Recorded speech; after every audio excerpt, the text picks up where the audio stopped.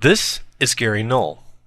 He's been described as the nation's leading promoter of dubious treatments for serious disease, or in my term, the Grandaddy of All Quacks, vying for that title with Kevin Trudeau.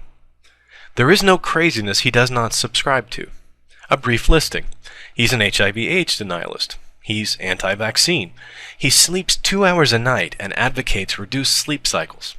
He believes big pharma and doctors are intentionally allowing people to get cancer and other chronic disease. He's in favor of homeopathy, chiropractic, acupuncture, herbalism, Reiki, chelation therapy for autism, and megavitamin therapy for, well, everything. He believes that aging is the result of depleted enzymes and can be stopped and reversed with bee pollen because it's loaded with enzymes. In short, there's little he won't believe in. It occurs to me that he is, and here's a comparison that makes me smile, he is the Kent Hovind of alternative medicine. They both revel in their ignorance and lack of logic, and as I will show, they both play fast and loose with their qualifications. Gary Null, on his website, claims a PhD in Human Nutrition and Public Health Science. We'll come back to that, but first he completed an associate degree in business administration at Mountain State College, a junior college in Beckley, West Virginia. Then he completed a BS at Edison State College, a college started in the 1970s in downtown Trenton that offers self-directed and distance learning programs for adults. Then he acquired his PhD at the College Without Walls, which is now called Union Institute. The Union Institute was an experiment between colleges started in the 60s to offer non-traditional studies outside a college campus. The focus is online courses, distance learning, and the students and campuses are located across the country, similar to the University of Phoenix. Now, what surprises me is that Union Institute does not currently offer a PhD program in human nutrition and public health science. They do offer an interdisciplinary degree in humanities. Current examples are ethical and creative leadership, public policy and social change, and humanities and culture. They're accredited for these degrees, but as stated on their website, they do not grant PhDs in the sciences. Stephen Barrett of Quackwatch reports that Gary's doctoral dissertation was on the physiological effects of caffeine. The way the study was done was about as complicated as taking a survey and measuring blood pressure. While this might be an interesting subject for a high school level biology lab, it doesn't constitute serious research, and certainly nothing worth submitting as a dissertation. I'm reminded of Hovind's dissertation on creationism. I imagine Gary's dissertation also began, "Hello, I'm Gary Null." Gary Null is also a licensed dietitian. The minimum requirements for this in New York are a 2-year degree and experience in some capacity in food or nutrition, as well as passing a multiple choice test on food safety and nutrition. Once licensed, they're allowed to choose balanced menus for school lunches, to interview people and advise a healthy diet, but they aren't clinicians.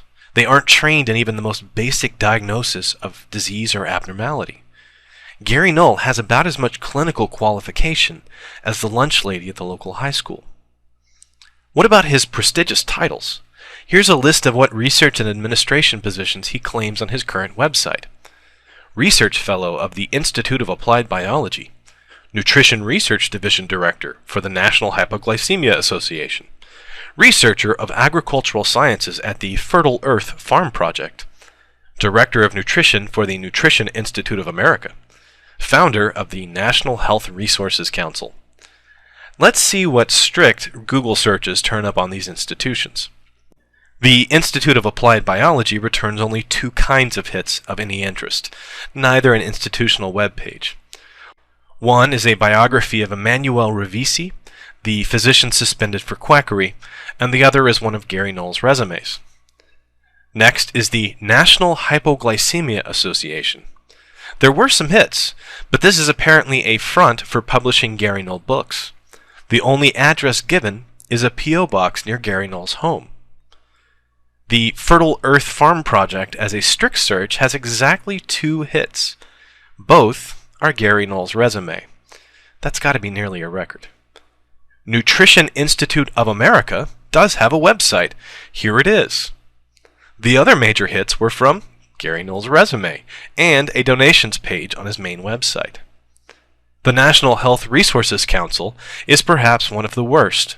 Every hit I found, hundreds of them, was a Gary Null resume reference.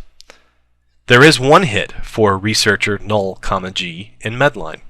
It is The Medical Uses of Garlic, Fact and Fiction in American Pharmacology, published in 1982.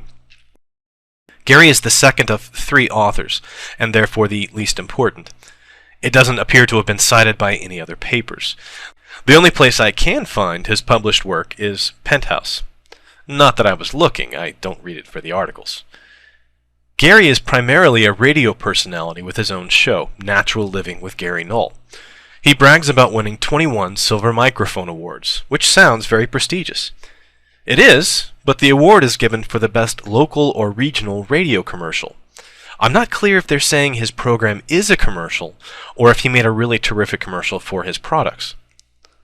He's also written over 70 books on, and this is directly from his website, nutrition, self-empowerment, and public health issues, including his most recent, Power Aging.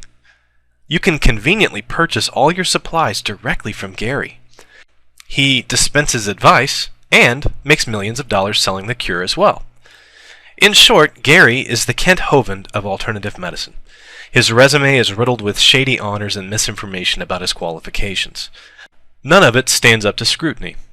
He's made no contribution to the field of science, and the only person who is clearly benefiting from his work seems to be Gary Null. Recently, Gary has been in the news a lot.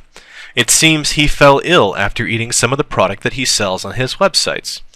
The manufacturer, a large industrial vitamin factory that he trusts to make his product, had put 1,000 times the requested amount of vitamin D3 in the Red Stuff supplement. Gary was taking the product and became quite ill. He was fatigued, had to cancel his activities and lay in bed, and his feet and hands began cracking and bleeding.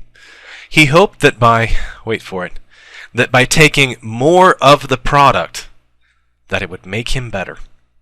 Of course, it didn't work. He was rushed to a real doctor who diagnosed and treated him for kidney damage. He's recovering well. His doctor reports that if he had waited just one more day, he might be dead now. He's currently suing the company that makes the product for him, and a full recall has been issued. Good news, though, for the next month only, the product is available 2 for the price of 1. Get your orders in now. All kidding aside, will Gary come out of this with a different perspective on the megadoses of vitamins that he advocates and profits from?